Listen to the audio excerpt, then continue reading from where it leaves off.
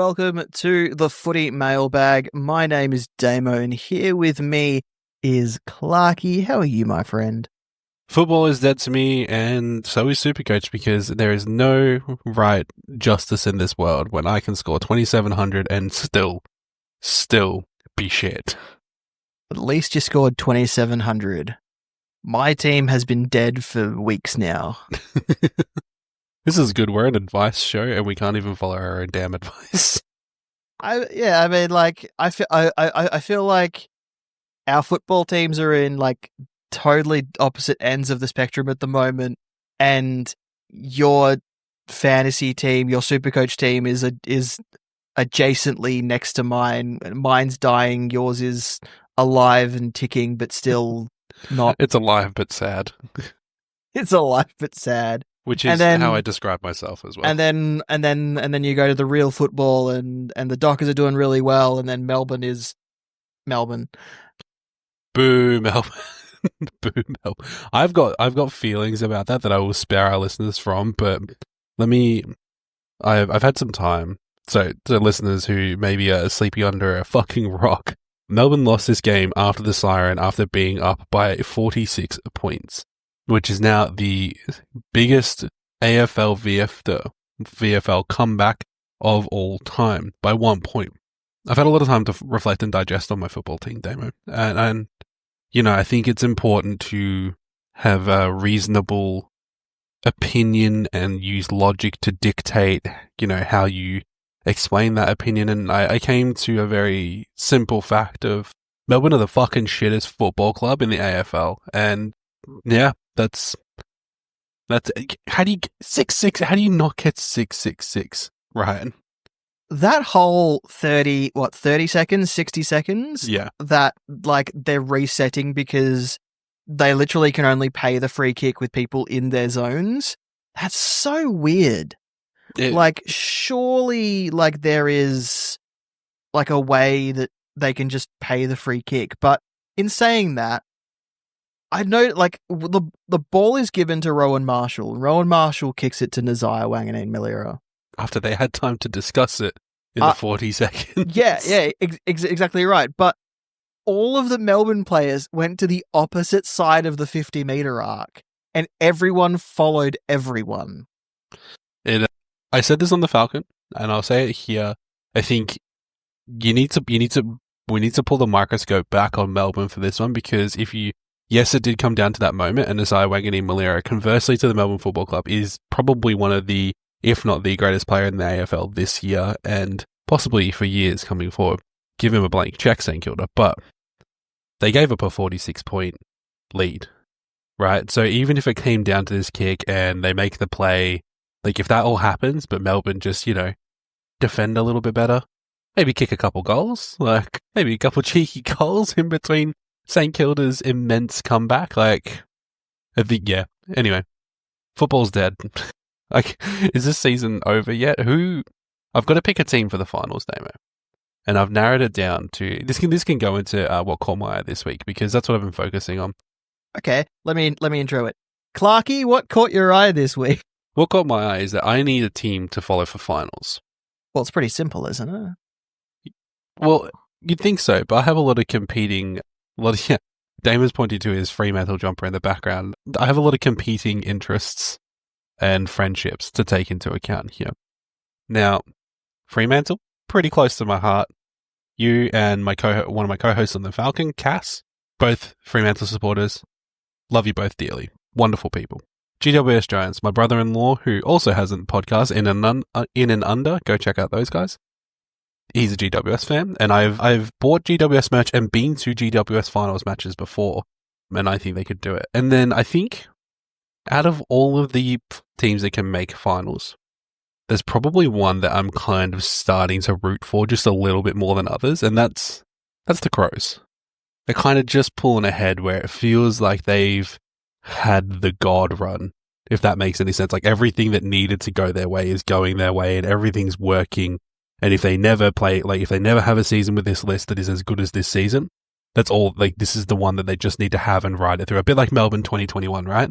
Like, when everything's going the correct way, think they need to capitalize, and I kind of want that for them. I think they've probably, you can argue their record against top 8 teams, Damo, but, something just tells me that it's all 3 of those teams have the same thing in common, which is A, non-Victorian teams, and B, teams that I think deserve to win a premiership.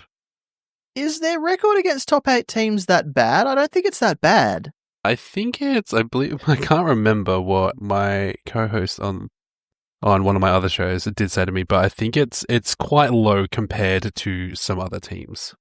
Okay, well, yeah. I'll look it up while you tell me what caught your eye this week. High scoring round of Supercoach. 4 teams above 3,000 points. Now, you said 2,700 points made you lose rank. 4 teams above 3,000 points. And what caught my eye was one, the teams going above 3,000 points, something that I don't think has ever happened before. But also 4 of them.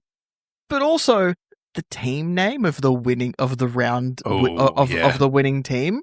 And I don't know how that slipped through the T's and C's of Supercoach, because no matter how you say it, whether go and look at the team. I'm going to say it on this pod, but it's a reference to a Jay-Z and Kanye song.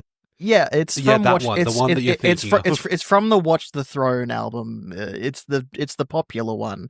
But no matter how you say that name, it doesn't sound good either way. I don't know how it slipped through, and I will mention this. I did ask how it slipped through the T's and C's. I messaged someone who works in the Supercoach HQ, and one of our many contacts. One of our many contacts, and the answer I got was, "Don't ask." Meaning there were cracks, and it found them. It found the cracks to slip through. It's interesting, isn't it? Because all it takes is an apostrophe, a comma, some kind of dash, clever spacing, or even just writing a word syllabically, like writing a word in syllables so that it sounds like something that you want it to sound like. Yeah. Very funny though. Well, not very funny. It's funny that these loopholes tend to pop up, because I think this isn't the first controversial winner name we've had this year. I know there was one for AFLW when Moreira's Magic did his own platform before the official fantasy platform came out, where there was a round winner that they couldn't give the prize to, because there was a round prize and also a competition prize. And I remember they had to just say, yeah, no, he can't have the prize because his name is, I don't know, I don't remember what the name was, but it was disrespectful to women athletes, basically, and they basically just didn't want to reward that behavior. But yeah, very interesting name.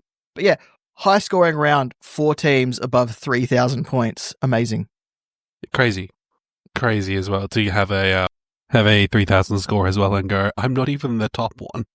Yeah, I mean, still amazing to get above 3,000 points like that. Like, the guys in second, third, and fourth for the round should still be pretty happy with themselves. Yeah, absolutely. Yeah, nothing Supercoach-wise really caught our eye this week, did it? No, not really. You can kind of tell where the season's out there. There was a smattering of really great captain scores, I think, was also something that shot out. There was Sam Darcy and Riley Thilthorpe both scoring 150 plus. Yeah. Bailey Smith also with a 156, Bontempelli 169, Dacos 177. It was a good round for captains. It was a great round. I mean, I'm looking at my team, and I had 3 scores below 92, and I think that's what really sunk my team in the end, which is amazing to think about, because usually if you said that you only had 3 scores below 92 and you had 22, 23 scorers, you'd probably be up for the weekly for the weekly prize, but I wasn't even bloody close. It's very funny that you say that. Looking at my team, I have like 4 or 5 scores under 92, Damo, which proves your point even further. Yeah, it was just the week to have those guys, I think. So yeah, as the season progresses, teams are putting players in cotton wool. Players are getting injured and are now out for the rest of the season, given that there's only like a month left. So announced today, Miles Bergman is out for the rest of the season for Port Adelaide. That's going to hurt a lot of people. Even Connor Rosier said he's basically going to play until his hand tells him he can't play anymore, because he's obviously playing with that broken bone in his palm, close to his wrist area thing. It was explained to me where it was. In his hand. In his hand, yeah. But yeah, he's basically going to play until he can't play no more, just potentially just lose his hand in mid-game. Yeah, so, like, these injuries are ending Supercoach seasons. We thought 40 trades would be way too much. Turns out, not enough. And also for draft, Harley Reid's out for the rest of the season as well. And there are just lots of teams that aren't going to make finals, just putting players in cotton wool and just being like, yeah, you're all right. You can go to bed. It's okay. I think it's just the best. Teams just need to start doing that. Play the kids. I mean, play the kids. It kind of, so I don't know if, I can't remember where I said this, and I might have said it maybe 8 weeks ago or around 6 weeks ago on this pod, or maybe I said it somewhere. I like to aim for teams that are competing for finals, aim for players in teams that are competing for finals. Because late in the season, if your team is full of guys that are in bottom 6, bottom 8 teams that aren't in the finals race, you start to run into this whole cotton wool, get injured, just sit out the rest of the season kind of thing. And it means that you are eventually getting down to donuts and poor scores and lack of cover and all that sort of thing. Like, it honestly wouldn't surprise me if, like, we get to the point where there are no players in certain teams that were Supercoach relevant playing. I don't like this part of the season. I don't like it, Damo. It's I think that's something to consider as well, though, as we start to think about 2026, right? Yeah. Have a look at the teams that are truly competitive right now and the teams that are improving or have that shake up, so that you can kind of start to build those profile of who to pick and who to focus on for 2026. So, just for example, if you're looking at a team like Geelong, where Bailey Smith and Max Holmes have proven, hey, look, these two guys are going to be keys given the keys to the engine room for the next, foreseeable future. So we need to keep an eye on Geelong definitely in the off season to see who they bring in, who they've been tied to, which we'll obviously cover probably closer to the draft and when trade period opens, who they've been tied to and how they could potentially impact your ability to start them next year, where I think Bailey Smith and Max Holmes are probably going to be really close for me to justify whether or not to start them, because I think they'll be quite expensive.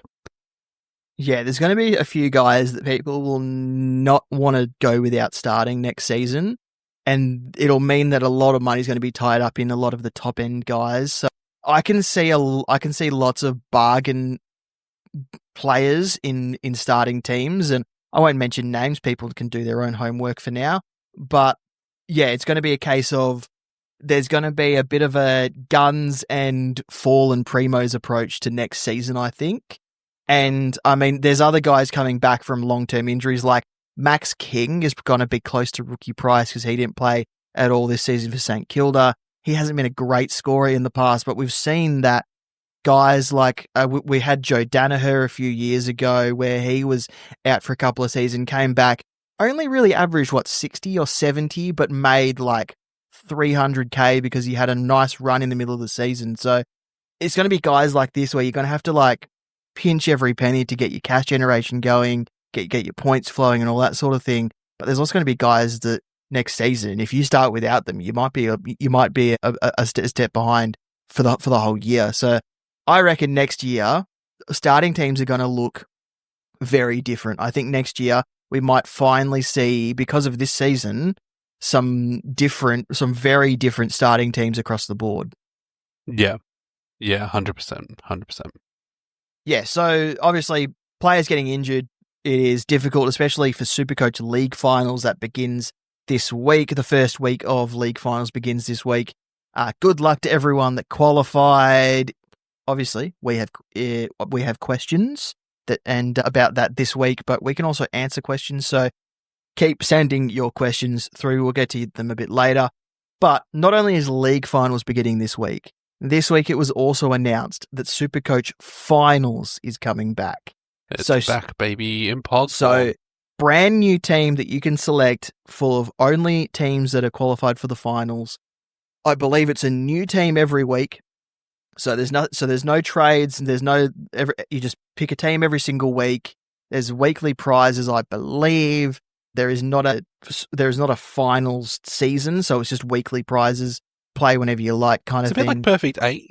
Yeah, kind of. I remember that game. That was great. But yeah, kind of. But you still, I think it's still going to have a field set up. So there's still going to be back line, midfield, ruck line, forward line. I don't think there's a bench. So you can't loop captains or anything. Yeah. Okay.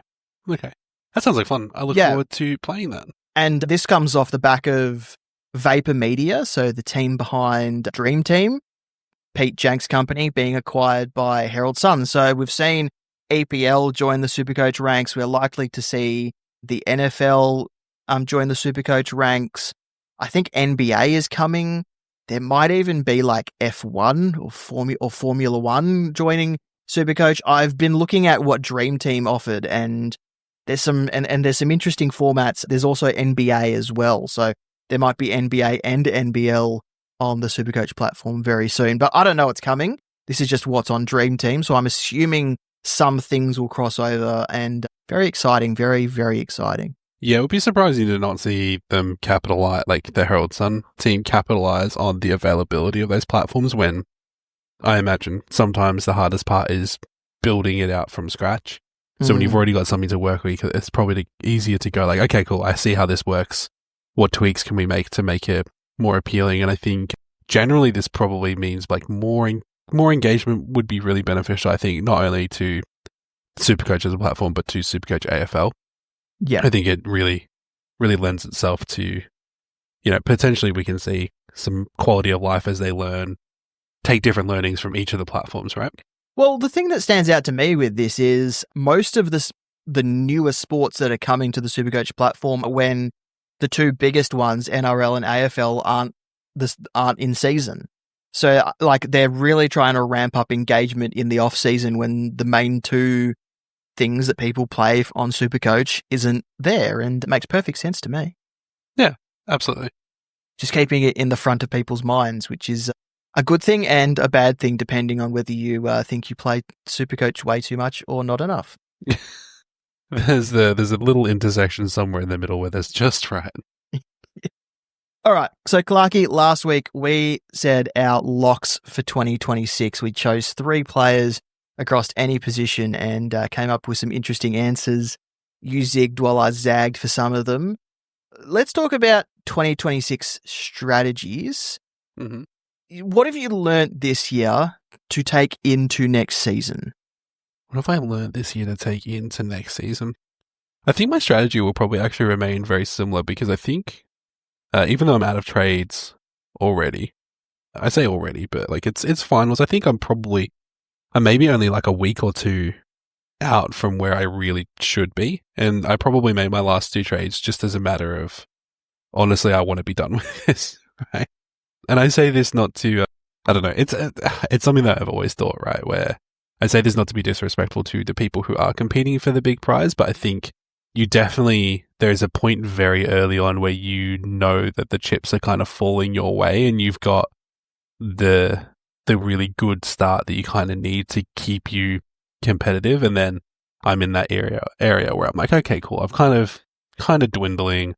I'm in a decent rank, relatively close. Out of 150,000, I'm in the 20 to 15k. I'm sort of fluctuating in that part, which is pretty good, but not terrible. So I think my strategy will remain mainly similar, which is listening to my gut and continuing cash gen, prioritizing cash gen, and prioritizing value.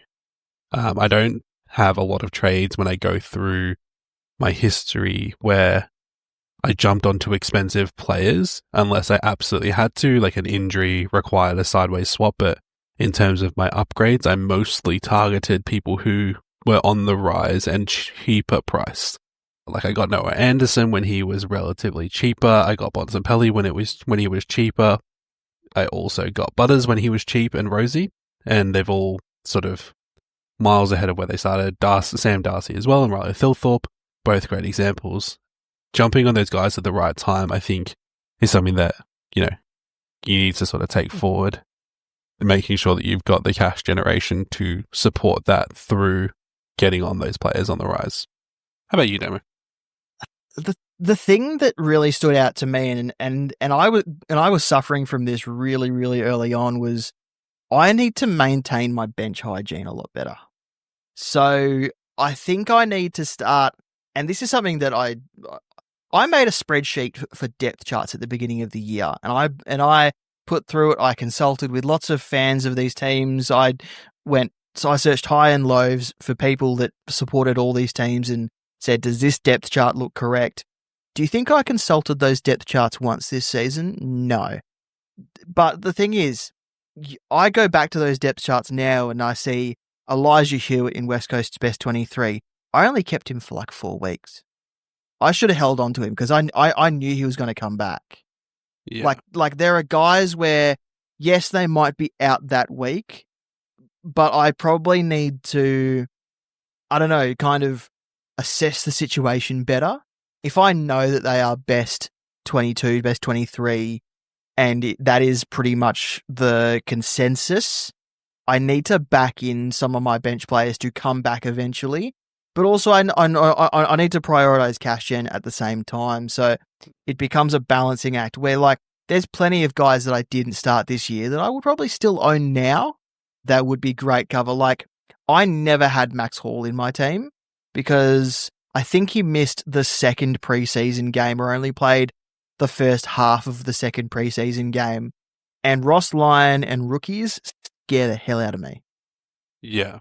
Like, but my forward bench was the first one to fall over. My midfield bench, I still have Lucas Cambarelli. He's only played 2 games. Like, it's, yeah, so I need to maintain my bench hygiene better. How I do that would be to just, just back in that when these players are said to be in the best side, back in that they are in the best side, and that probably comes back to believe some of the injury reports a bit better. Because Elijah Hewitt was only 1 to 2 weeks or 2 to 3 weeks or whatever when I traded him out. I didn't realize he was going to be straight back in. I thought he would have to build fitness through the waffle. Didn't happen. He just came in and then was fine. So and then he made another 150k really, really quickly. So yeah, I get that we don't like to trust injury reports, but it's also you kind of need to in those situations and just hope for the best. And the other thing that I need to take into next season is I need to let the green dots do the talking when I'm doing my trades. If a guy is playing, I shouldn't move them on, especially if I've been playing them on my field. Yeah, and I think if the green dots are talking to you, then also you might have some other problems. I agree. I think just on your first point, to cover off everything in order, I think, yeah, you are really doing yourself a disservice by not consulting your own depth charts. And I think that's a pretty good learning for a lot of people, myself included, where it's, like I said, it's part of that, like, trust your gut, trust your research, trust what you're seeing, because you've already done the legwork, right? You don't, as much as I want people to listen and engage with the footy mailbag, at the end of the day, you need to remember, listeners, that we are advisors. We give you agency to make your own decisions because you're all intelligent, beautiful humans. Every single one of you. That's right, I'm looking at you. So back in your own research, right? And don't forget to consult that. I think probably an addendum to that, which got me thinking while you were sort of talking about Damo, listen to the scuttlebutt a little bit less. I think we're all pretty guilty of being chronically involved in multiple great content creators who provide statistics and who provide insights into how players can perform. But equally to that, there are just as many people who might go like, oh, so-and-so has an injury. So-and-so was sick at training. So-and-so just said that they're only going to score 20 Supercoach points and nothing more. It's it's really easy to get sucked in and have that sort of poison your well of information. So take it sometimes with a grain of salt, and like you said, Damo, let your green dots do the talking. Wait for the teams to be announced. Wait for solid evidence before jumping off and committing to a trade. That's definitely something that I'll take away from this season as well. Just one more thing that I will take into next season. I need to let my players have down patches as well. Form can be fleeting, but form can also remain while someone goes through a rough patch of maybe they're trying to work through a new position, maybe they're trying to work through a tag, extra attention. Finn Callaghan, perfect example. Everyone started him because of his massive score in round 0. He scored a ton and backed it up. And then 4 weeks in a row, he struggled to score in the 70s. And then he scored back-to-back tons, missed, 6 weeks with the shoulder injury. Mm-hmm. So a lot of people traded him out, understandably, but some people did manage to hold him because it was buys, was best 18 for the next 5 of those weeks. He's come back and probably been one of the better players for the second half of the season in Supercoach. So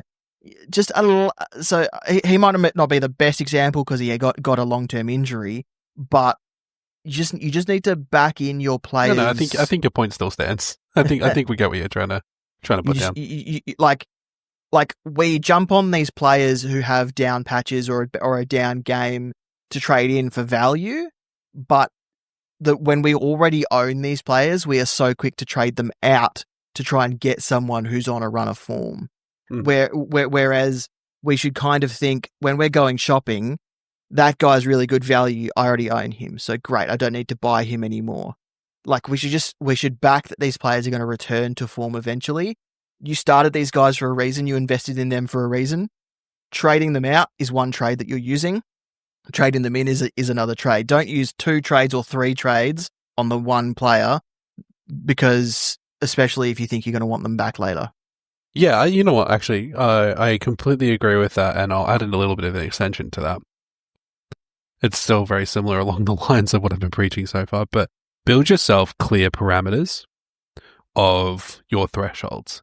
How long of an injury are you willing to withstand from a player? Like, say, for the Finn Callaghan situation, some people jumped off, some people jumped on, but some people said that the risk was too great, some people said that the risk was acceptable to them. Being really clear to yourself, and I definitely need to bring this next year, is understanding what I am willing to accept from my players and being consistent with how I apply that. So there are probably players that I traded instead of, say, trading a Lachie Neale or a Zach Merritt, right, who I think arguably this year have been down. And even though they're both averaging over 100, there are definitely other players I could have gotten that were showing better form, but I trusted a brand name, and it didn't feel right to me to hold these players. Like, I've held Neale all year, and he's never really returned to what I paid for, and that never felt good to me. So I needed to stick to my own parameters, because I definitely traded other people. And this matches your point for trading out as well. And I feel like we could talk about this for ages. You mentioned Lachie Neale, and another light bulb's gone off in my head. I never thought about starting Lachie Neale until round 0 was cancelled, and he only came into my team because Zach Butters was ruled out for the first part of the season. I could have started much better players that I had actually considered up to that point, instead of just going Lachie Neale because he's a Brisbane Lions player and Brisbane Lions no longer have to deal with round 0, and Lachie Neale's got the name that I know is going to be a good scorer. Players fall off a cliff. Like, it is amazing how quickly players can fall off the Supercoach cliff. Yeah, and we know it's the year of the tagger. Yes, and Lachie Neale cannot deal with a tag. I think it's not even that he can't deal with it. I think when he gets a tag, he's one of those players who just goes, oh, well, the other midfielders are good enough that I'll just back off. I'll just cop it.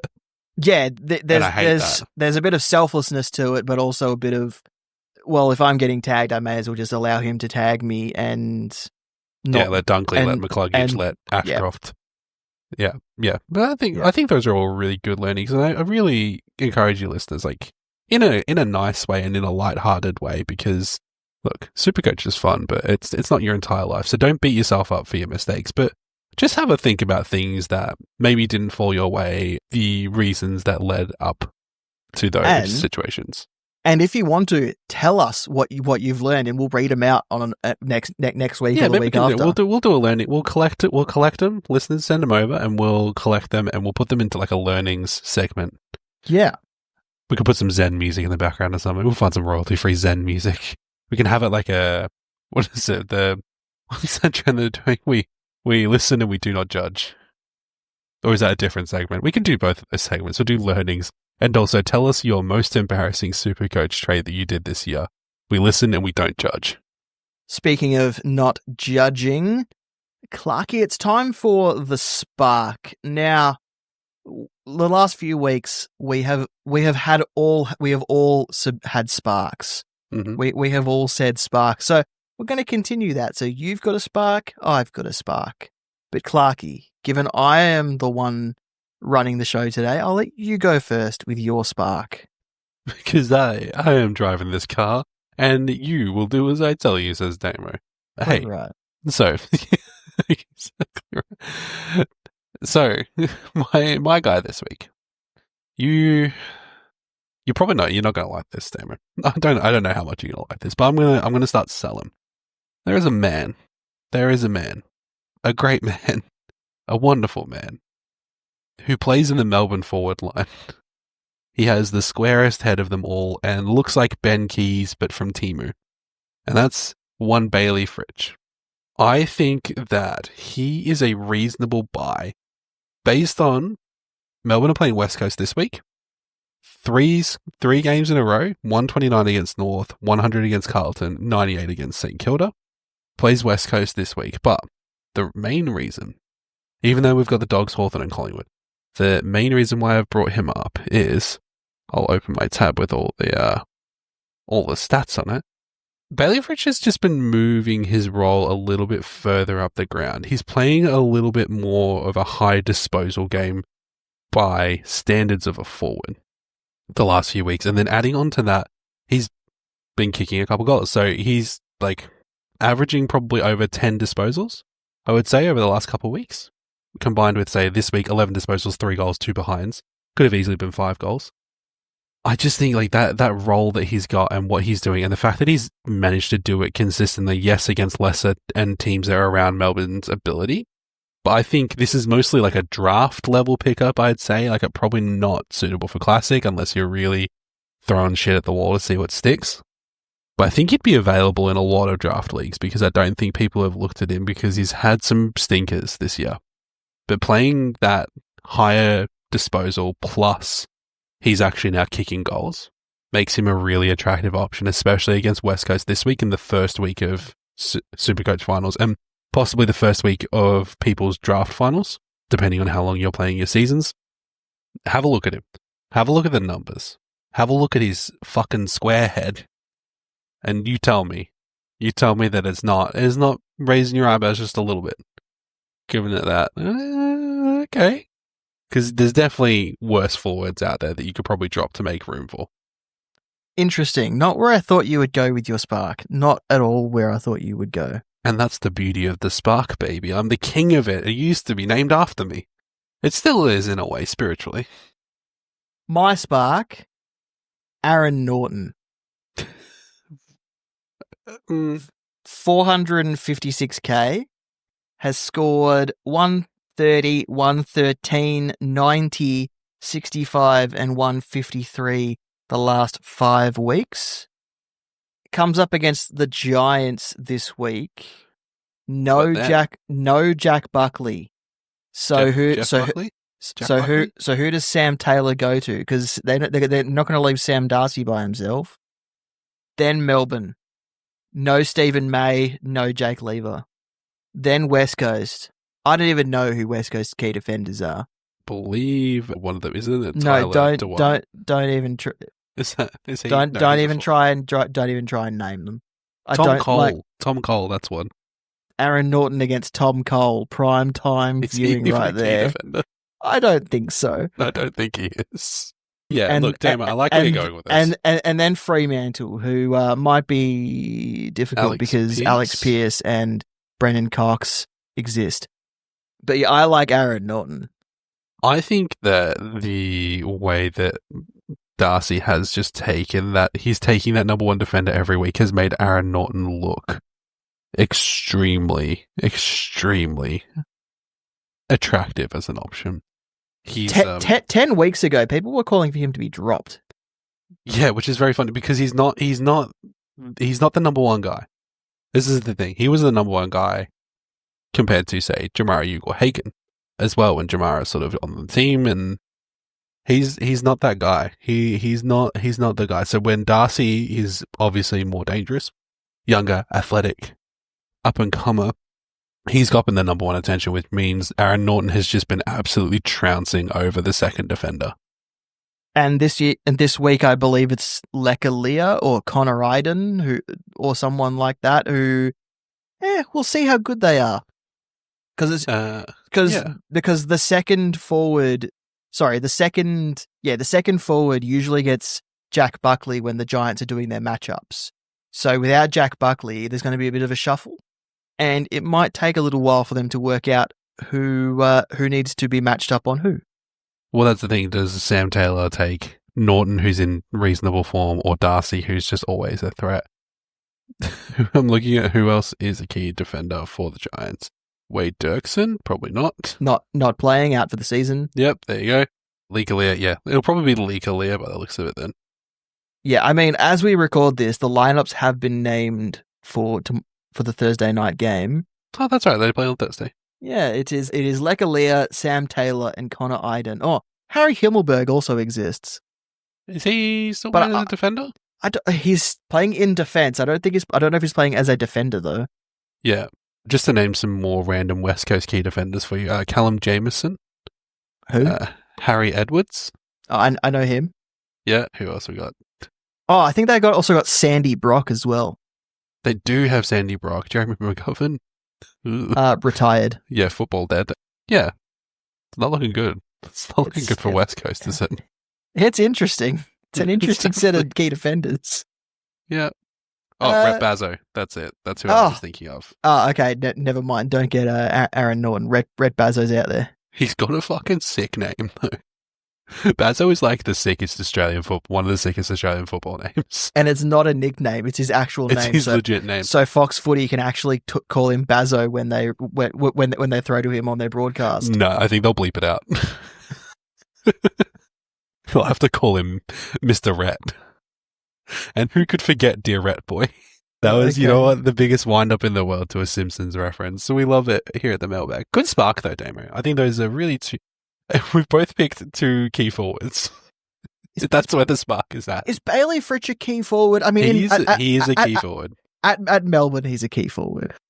He's a key forward elsewhere. He meets the height requirements, doesn't he? Does he?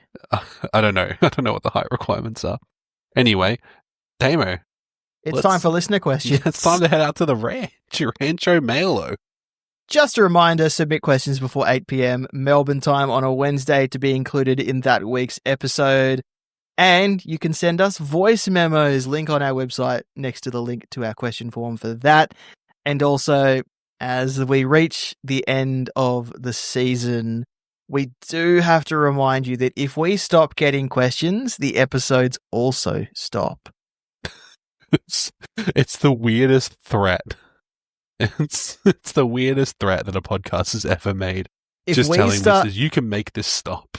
If we start getting on your nerves, hey, you just got to send out like a telegram that tells people to just ignore us, and then that's the end of us for that season. for that week. First question comes from Nebulous Steve. Nebulous Steve? We can Steve Prime. But this is Steve Prime, but he's part of Nebulous Steve. Do we have a Nebulous Steve? Oh, it's Nebulous Tim. It's Nebulous Tim, Damo. all that Nebulous Tim gas is getting to your brain. Wait, so we have Tim Prime and Steve Prime? Yeah, well, I mean, Steve Prime can exist in his own entity. See, I was confused because he's submitted his name as Steve Prime, so I thought it was Nebulous Steve, but it felt wrong coming out of the mouth. Well, maybe it's an adjective, and Steve's just trying to tell us that he's in prime condition. So that would change if his rank goes down next week. It's I've gone and copied this question across, and his name's not Steve at all. I've just noticed the prime in brackets and just guessed. Yeah, that's fair. Hey, Steve, can you just write us back in and tell us, were you feeling prime, were you drinking prime, or did Damo make a mistake with Tim Prime? To be honest, it could be the third one. Let us know, Steve. Otherwise, the show will end. Listeners, as you know, because this podcast gets more and more sci-fi every week, you got to know, if the show stops because we don't get any questions, Damo and I cease to exist. We don't exist until you're listening to the podcast, and we only exist for this hour. That's why we make the most of it. He says, "Hi, fellas. I've got 2 trades left, and I'm thinking of going Caleb Daniel to Jez Cameron this week. Feel like Jez could go really big with a soft draw and looking to possibly get 100 goals, while Daniel is just treading water and doesn't have the high ceiling. Is this a waste of a trade being too sidewaysy, or could it be a sneaky way to make up some points on the 4,000 coaches in front of me? Thanks for all the content and looking forward to an off-season music pod." Hey, Clarky, I'm looking forward to that music pod. I keep messaging you about it as well. Damo keeps on mentioning it. Can you hear the music? No, Damo, you're very unwell. Hey, green lights are talking to me. Light bulbs going off in my head. Yeah. I can hear the music pod before we've even recorded it. I think I'm unwell. Hey, anyway, you're not crazy. You're just a little unwell. To answer the question, we're going to call you Mr. Prime, just so we don't get your name wrong for sure. Yeah, Senor Prime. I love Caleb Daniel to Jez Cameron. I don't think it's sidewaysy. I think it is great for the run home.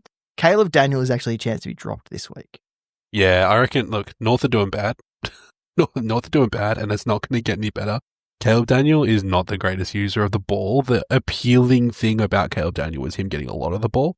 And I think they're kind of realizing maybe, hey, I think the Bulldogs have fleeced us a little bit here. Like, the thing about Jeremy Cameron is that you know what the risks are.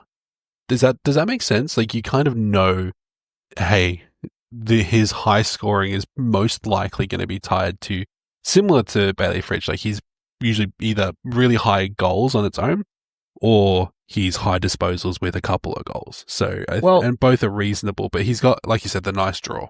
He's got Port Adelaide this week. Yeah, 10 goals. He scored 156 against them in round 10. Then he's got Essendon. He scored 114 against them last time. 18 goals. Then he's got Sydney, who I don't think they know what a key defender even looks like at the moment. Hey, you put some respect on Aaron Francis's name? Aaron French? Is he a key defender? We don't know who a key defender is. I don't know if Sydney know what Aaron Francis is, to be honest. And then they've got Richmond in the last game. This is the only thing, though, about Jeremy Cameron and Richmond and Geelong and Nick Blakey and the last game of the round and all that sort of thing. It would be the biggest Geelong thing to be like, you know what? We're going to rest Jeremy Cameron in the final week. It's Richmond. We're in finals. We've got top 4. We don't need Jeremy Cameron. It would be the most Geelong thing to make him a late out for team balance or something. I don't think they do that, though. I think if he's a sniff to kick 100, they'll let him have a crack. Oh, I'm sure he'll want to play, but it would be the most Geelong thing to make him a late out and be like, no, you don't need to come down the highway for this. To come down the highway? You don't need to come down the highway. He definitely lives on that highway. He's got his farmland down. Anyway, I like the trade. I think it's a yes from me. I don't think it's sidewaysy at all. Caleb Daniel sucks. Jeremy Cameron rules. Next question comes from Which means Matt. we cursed him, actually. Next question comes from Matt, as long as that is your real name, as we've just realized before. Yeah, no brackets. I have 2 trades left and 144k in the bank. Do I try and upgrade F6 or hold the trades? I'm sitting 5,024th. and second on the league ladder. Who should I trade in to upgrade F6? Thanks for all the fun and entertainment on the pod this year. This year, guys.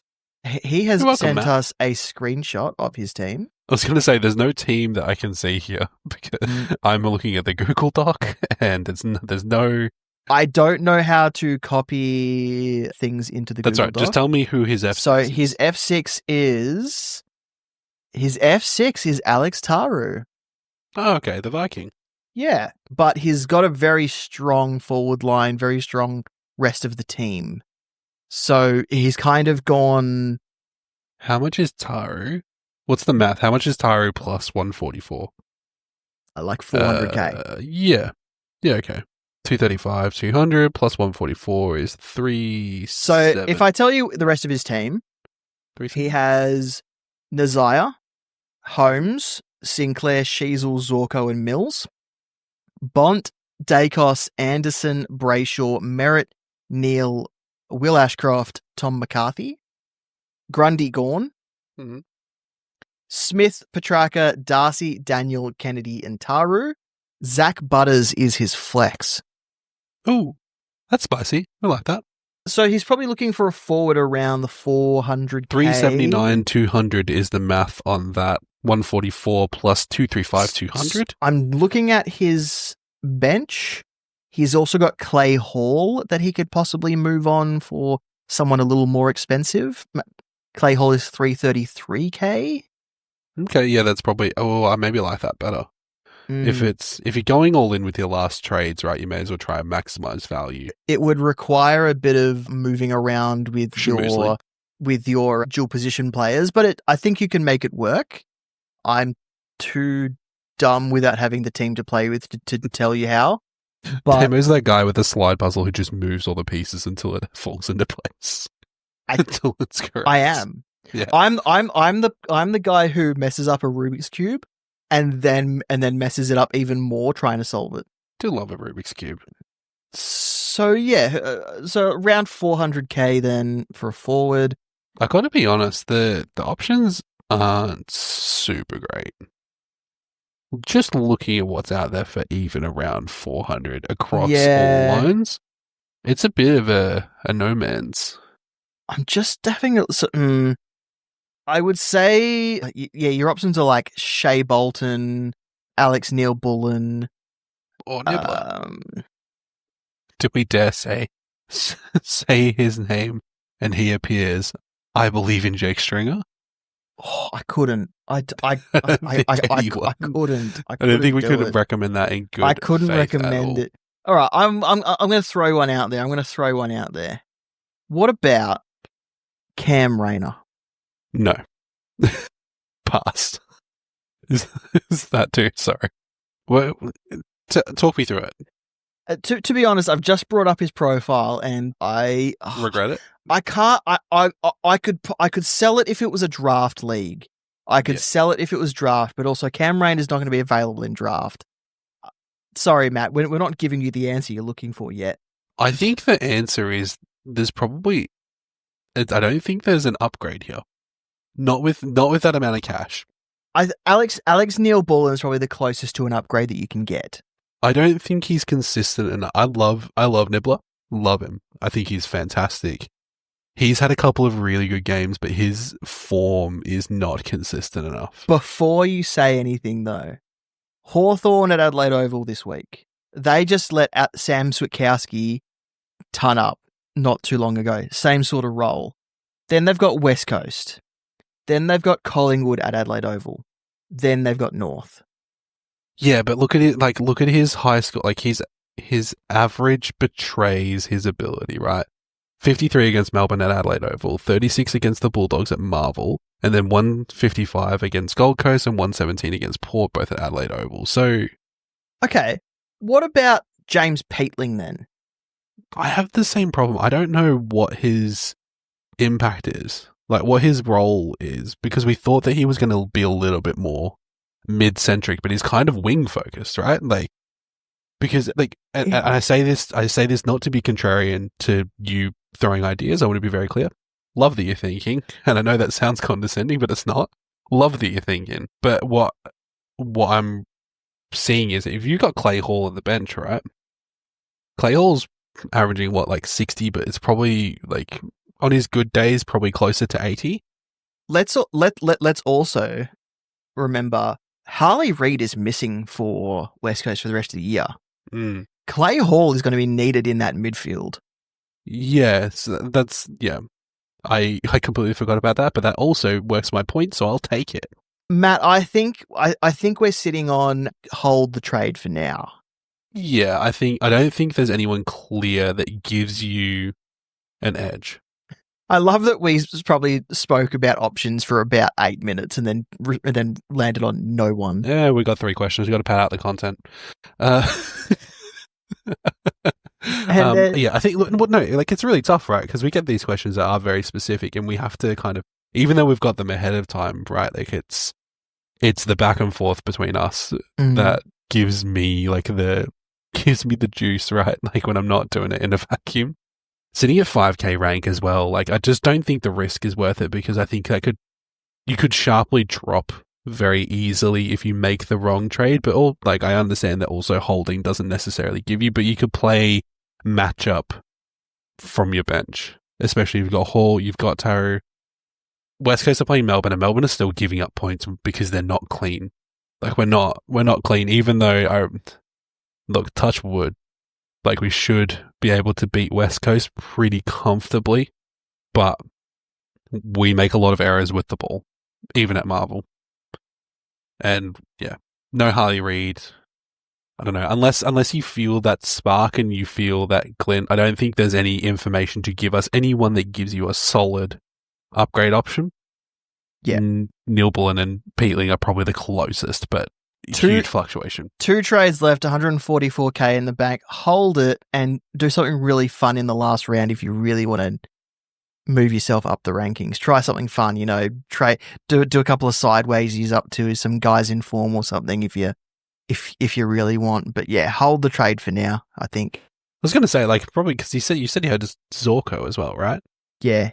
You could probably, there's a world where maybe you could split Zorko at some stage on the run home, because he's been a bit up and down in his own form as well. Yeah. And also boo Zorko. So yeah, Matt, hold that trade and the money in the bank. Good to have for the last month, given the injuries and stuff coming out of clubs. Last question is from Lee. Jeremy Cameron worth a shot? Well, I feel like we answered this with Mr. Prime, Tim or Steve, whatever your name is. Yes, Lee, Jeremy Cameron, definitely worth a shot, but depends who you're trading out. Yeah, I wouldn't trade Bailey Smith to Jeremy Cameron. But yes, Jeremy Cameron, definitely worth a shot. You heard it here first. Clarkie wouldn't trade Bailey Smith to Jeremy Cameron. Stop the presses. We need to. Stop them all. Call Mr. Murdoch. We're almost at the end of this episode. Oh, thank God. Vice captains and captains for the week. Clarkie, who are you going with your VC? Hey, Melbourne are playing West Coast. Who's the ruckman at West Coast? I don't know, but Max Gawn is the ruckman for Melbourne, so I think that's probably at least a 120. I'm going to get a really safe floor captain VC this week that I'm going to have to take legally. Nice. Yep. Yeah. Okay. Max Gawn makes a lot of sense. My vice captain is Nick Dacos against Brisbane. Okay. I don't love it, but he's in form at the moment. I think I need to go there. Well, the trouble is, right, it's when you need to go, I'm like, I feel like that's not going to be a big score, but then I'm like, but who's the tagger for Brisbane? Josh Dunkley. Yeah, kind of. It's more of a run with, isn't it? Is he a lockdown? They'll just move Nick Dacos to half back or half forward. And Brisbane are 13th for allowing points to inside midfielders, thanks to the graphic from Third Man Up. Yeah, go support our friends at Third Man Up. And who's your captain? Well, do you know who Geelong are playing this week? Port Adelaide. Yeah. So I'm going to go with a Bailey Smith, I think. I just think Port are in a bit of a hole at the moment. It's tough. They've got some really good players. They've got really talented midfield. Rosie's injured. I don't know any of their key defenders, much like all the teams. I don't know, Bailey Smith or Max Holmes seems to be the most reasonable option that I have at GMHBA to get a good score out of my captain. It's a bit of a tough week specifically for my team because I would love to have, this is a week I'd love to have a Brodie Grundy playing Essendon. Can I be completely honest? Looking at my team, I don't feel like I have a solid vice captain or captaincy option this week. That's just the world of pain that my team is in at the moment. Yeah, that's fair. I need the season to end because just looking at my team just gives me lots of sadness and depression. Do you have one of the Gold Coast boys? But I'm gonna go all vibes on captains this week. Yeah, and go Andy Brayshaw against Carlton at home. But Andy Brayshaw is the lesser of the two Fremantle mids, I'm told by a trusted source. Yes, Hayden Young is the new Andrew Brayshaw. Is the best midfielder at Fremantle, correct? Do you have one of the Gold Coast mids, Anderson or Rowell? Did I make that up? I only own one Gold Coast player in my entire team. It's a John Noble. And it's John Noble. It's John Noble, isn't it? I don't hate Anderson or Rowell against Richmond, which actually might be a captain option for me, but they play straight after Melbourne West Coast, so I don't have to have on the fly. If you have Isaac Heaney or Brodie Grundy, that should be your VC or C. Yeah. No. Wait, hang on. I'm just looking at the fixture. Yeah. Why? So there's Gold Coast game starting 4:10. Yep. And then the Sydney game starting at 4:15. Yep. And on Saturdays, there is no Channel 7 broadcast. So Fox Footy has to broadcast both of these games at the exact same fucking time. This fixture, the last couple of weeks, has been shit. And we had to wait like 15 weeks for it all to be released, and they've still fucked it. They had... It's so good that they had time. They got an extension on their time to submit their assignment, and it's fucking all AI. This is like we're going through this screams ChatGPT. But the thing is, there's the guy that works at AFL House that like signs off on it. But then there's some Canadian guy running a computer program as well. I don't understand. AFL needs to... And this is besides the broadcast rights issue, which is there should be a free-to-air game on a Saturday. Absolutely. You know what? I say this and it sounds really extreme, but fuck the AFL for doing that, man. That sucks. Did you hear this week that Fox Footy is already trying to get out of that broadcast deal? Really? Yes. I wonder why. It's almost like there wasn't enough of the pie to go around because you were charging people to get into the fucking store. It hasn't even been a full season. It hasn't even been 12 months since they signed the broadcast deal, and they're already trying to get out of it. Honestly, amazing business. Maybe they can come to a separate agreement with Channel 7 and sublet the 4:10 slot. They need to do something. They need to do something. Anyway, that's it for this episode of the Footy Mailbag. If you haven't given us a rating on your listening platform of choice, please do so. It helps new listeners find us. I reckon this is another 5-star episode, Damo. And listeners, please make sure that reflects in your reviews. 100%. 5 stars. Another one. All hits. You can find us at the Footy Mailbag on pretty much every social media. I am at DamoSC on Twitter, add an underscore after that for Instagram. I don't post, so I don't think you can miss much. You need to stop saying that, and you need to just let people wait for you to post, because one day... Oh my God, he posted! Clarky, where do people find you? Hey, you can find me over at QuantumJC, where I am starting my journey on Supercoach EPL. I've never watched a Premier League game in my life in its entirety. I don't think that'll change, but I know that EPL exists. And I've gotten as far as naming my team, which was most of the research work that I should have been putting into players. You can also find me over at Falcon Footy Pod, which is my other football-based podcast, where this week, me and my friends Jesse and Chris, we talked about the good boys and bad boys of the AFL, and we did a football food draft. Interesting. Yeah. There was some... The guys misunderstood the assignment. I don't know how that happened, but they misunderstood the assignment, and it got very interesting very quickly, and I love them for how they approached the task. Our website is thefootymailbag.net. It has our podcast feed, link to merch. Is that English? Written content, traffic lights aren't happening anymore, so maybe don't go and look for the traffic lights. And links to our socials. About the traffic lights either. I'm telling you in advance. We'll know which one of you, those of you that aren't listening to the show, the ones that message us, we know. We're going to refer you to this timestamp. Thanks for listening. We'll talk next time. Love you.